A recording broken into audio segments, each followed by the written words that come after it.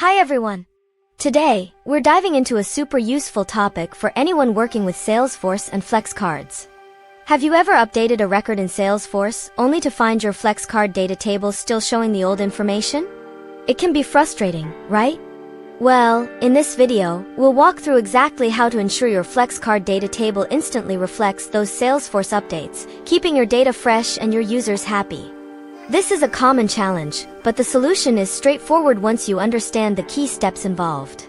We'll focus on how to trigger a refresh of your FlexCards data source immediately after a Salesforce record has been modified, ensuring a seamless user experience. Let's break down the process step by step. First, imagine you have a FlexCard displaying a data table. This data table is pulling records from Salesforce, perhaps a list of accounts, contacts, or custom objects. Your goal is to update one of these records and then see that change appear in the data table without manually refreshing the entire page. To achieve this, you'll typically have an action on your FlexCard that initiates the update. This action could be a button on a row in your data table, or a button on the FlexCard itself that triggers an OmniScript or a data raptor. When a user clicks this button, it kicks off the process. The crucial part here is the actual update mechanism. You'll likely use an OmniScript or a data raptor to perform the record update in Salesforce. For instance, an OmniScript can guide the user through a series of steps to modify a field, and it will use a data raptor to save those changes back to Salesforce. The data raptor is responsible for the actual database operation, like updating a field value on a specific record ID. Once the data raptor successfully updates the record in Salesforce, the backend data is changed. However, your FlexCard data table, which loaded its data earlier, doesn't automatically know about this change. This is where the magic happens. After your OmniScript or data raptor has completed the update, you need to tell the FlexCard to refetch its data. On the same button or action that triggered your OmniScript or data raptor, you will add another action. This is the critical step.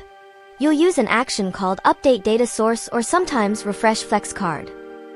The Update Data Source action is generally preferred because it specifically targets and reruns the query for the data source that powers your data table. You will select the specific data source that your data table is using to display records.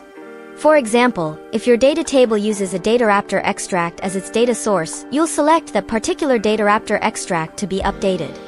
When this Update Data Source action executes, the FlexCard makes a new call to Salesforce, running the data source query again. It retrieves the latest, most up-to-date information for all the records that meet your criteria, including the one you just modified. As soon as the FlexCard receives this fresh data, it automatically re-renders the data table. Your data table will then display the updated record with its new values, right before your eyes. This provides a real-time, dynamic user experience, making your applications much more responsive and user-friendly. Without this specific refresh step, your users would have to manually refresh their browser, which breaks the flow and can be frustrating. So, remember the sequence: trigger update, perform update in Salesforce, then trigger a Update Data Source action on your FlexCard. This ensures your front-end display always reflects the latest back-end data. Thank you so much for watching this tutorial on keeping your FlexCard data tables updated in real time. I hope this explanation was clear and helpful for your Salesforce development journey. If you found this video useful, please give it a big thumbs up, leave a comment below with your thoughts or any questions, and don't forget to subscribe to the channel for more valuable Salesforce tips and tricks. Your support helps us create more content like this. See you in the next video.